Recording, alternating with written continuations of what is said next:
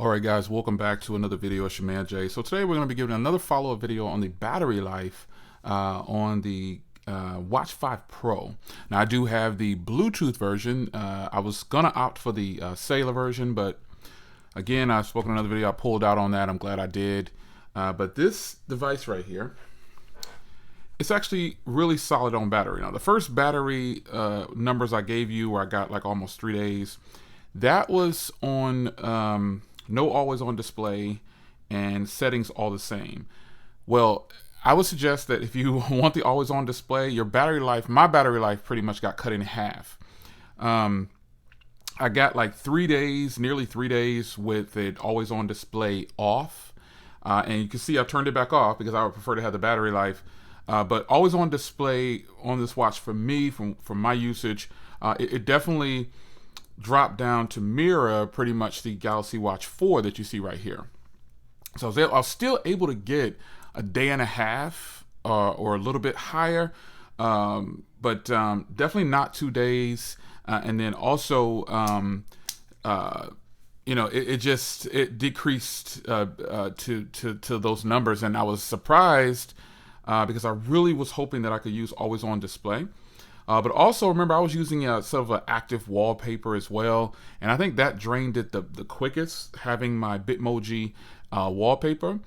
So as you can see now, it's at 100%, and I've started a new battery cycle, and I just put a regular watch face on here, so to speak, to see how the battery is going to fare from here going forward. So right now, I would suggest that if you have this watch, if you have the Bluetooth version, the non-cellular version, using always on display, it still gets decent battery, which is, I mean, it's actually good battery. I mean, I compare everything to my Amazfit lineup. Those watches go for days. I have watches on Amazfit that go for a week or more, 2 weeks, some of them. But I would say that if you want the best battery life for this thing, at least in my experience, having it for now, I think I've had it for a little over, I've had it for a week. I've had it for a week.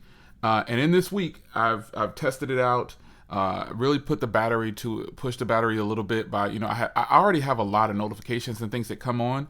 And I also have tons of just notifications. And then I've been using it checking instead of opening my phone. I've been checking this to see if it's something I want to engage with. And then I'll engage from the watch. So that first battery test I did, it was strictly just always on display with a Bitmoji screen. Let me show you the one I was using here. This is the screen, the watch face that I had been using, and it changes, by the way, and it's an animated watch face. So this is the watch face that I did my initial impressions with on the battery, and then I kept it there, and then I switched to always on display, and then that second rotation, I ended up having to charge at about a day and a half. I realized, you know, always on display is what's really gonna hurt the watch. Like any other watch, if you have it always on display, sometimes it'll kill the watch faster. But I do have other watches with always on display, and they use a different technology, so they're not actually working the battery. So it's just a reflection basically, but you still get some sort of always on display with the time and date and whatever's on there. So I think for me, my usage will be very simple with this. I'm not going to use always on display, at least not with that current watch face, with the watch face I was using. The Bitmoji with always on display, it drains the battery fairly fast. So you'll be in a situation where, you know, it's gonna suck down the battery quicker. You know, I mean, again, a day and a half to almost 2 days is still fairly deep. That's really good for a smartwatch. But smartwatches at this price I would hope that this 590 milliamp hour battery could hold its own a lot better. But that's okay. I'm digging it. I still get better battery life than the Watch 4, but I don't get, obviously, that was 4 to 5 days from my Amazfit lineup. No way. And the Amazfit lineup watches appear to be, I've got some rugged ones, so that helps out a lot. But in the end, I'm digging the watch.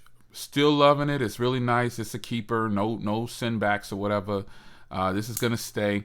Now, another thing I want to talk about the watch is the battery, or excuse me, the watch band. This watch band, initially when I got it, I was like, I'm not really feeling it, because this is my new watch band on this watch, and I could just bring this over here and have a traditional watch band on the watch, because it's 20 millimeters, so you're able to swap them out, just however you swap them out anytime you want to. You can get any color or whatever. So I might eventually just go ahead and get a traditional black band to match this watch. I still have my silver or white looking gray band I could use. And it's cool. Swapping the band out is really simple. And that's just it. Now I want to get to something that's pretty silly that you would think, with this band they would think of, but charging this watch, obviously you got a wireless charger here, technically, and it attaches, and you would want to lay your watch down flat like this, but with this watch, with this band, it is not happening. So people who have the charging pads, this watch band is ridiculous. It's not going to work. That's kind of I'm sure Samsung could have done better with that, but they gave us what they gave us, and so that's another concern that you might have about this watch band is the freaking band. You can't lay your watch flat. So it's kind of a silly problem to have. You technically can. You just need to undo this clasp. But every time you do that, you're going to move the setting for your wrist, and you'll have to set it again. And that might become a little annoying. Some people might really get annoyed with that. And I think I would if I had to keep adjusting and going back in and setting it. I've got it set where I want it, and I don't want to move it. So for me, it doesn't matter to me much because I'm not using one of those charging pads. I'm using this. It clasps on, and this is how I charge this watch. I just keep it closed like this, and I just let the wire run right there, and it charges, and I'm not bothered by it. But I do understand people who got the charging pad. It's kind of silly, you're not gonna be able to lay it down flat. And if you do, you gotta go ahead and remove that, and then you'll have to end up adjusting your watch. So other than that, everything is great on here, man. The watch is doing phenomenal, no issues whatsoever. Shout out to Tech Loving Mama. She's got if you want to see someone with the cellular version and how their battery life is going, and remember, battery life is always different per person, so you'll have different opinions about everything, and the different experiences. So I know Tech Loving Mama has the cellular version, and she's having a spill right now. She's having a good time. I'll say it like that. I'm not going to spoil it for you. She might be putting out some content on it. I hope she does. I hope she puts out some content on it to give you some some awareness about what it's like to have the cellular version. I was going to get the cellular version, and for some reason at the last minute, I was like, that's fine. I always have my phone with me. I'm good. And I got the regular Bluetooth version. So, other than the band being quirky and stuff like that, and I'm going to probably more than likely switch this out, I do like the magnetic clasp compared to having to always have to, put that on and latch it in. This will not fall off at all. It doesn't come undone. It's just a good look, and I feel like Samsung did a good job. Now, as far as the hardware goes on here with the titanium frame and build, I've actually banged this watch up already on the edges, and I don't have any marks on it, believe it or not. Now, on this Watch 4, I have a tempered glass on here, but you can see a mark right there where I hit it up against something, and I think that was the main spot I did it at. It's gotten banged up on these edges, but there's no markings for that. But that top portion right there, I definitely banged it up. And with this watch, I hit it coming in out of the door or whatever, and it banged up against it. I immediately looked, but since it's so high up, the framing, the screen is concaved down in there, so that helped a lot. I can totally appreciate what they're doing here. I've grown to like this design in just a short period of time, the week that I've had it. And I'm happy to bring you some more battery coverage on it, because ultimately these are very expensive sidekicks to our very expensive devices, and no one really wants to pay this much money for something and you can't get at least 2 days out of it. So me with always on display off, I'm getting close to 3 days, if not 3 days, depending on that day, whether I got a lot of notifications or not. Obviously, I work out every day, and so that's what I wanted to report. That is what I needed to report. My always on display, not my always on display, my auto workout. It should start to move and automatically start my workout with this watch. I've got it set up correctly, and I got them set exactly the same. This one will not auto start my workout, man. Every morning when I work out, it will not auto start the workout. And it's super frustrating because I genuinely like just to start working out. but I have to start the workout. I have to pick the workout that I'm doing or whatever, and I have to start it. And so that's one quirk that I don't know why it won't do it. I've rebooted it. Everything's synced up the same as this watch.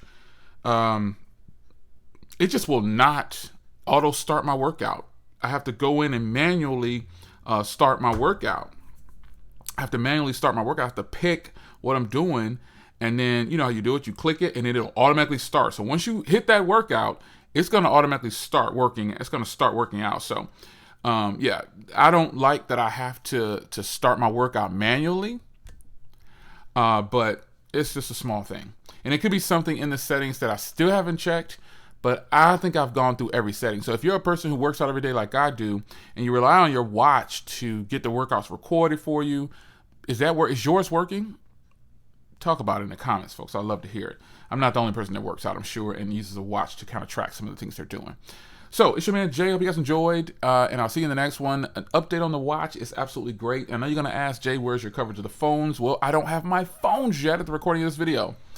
I don't know what's going on, man, but hopefully once I get the phones in, I'll start to give you some coverage. It's your man Jay.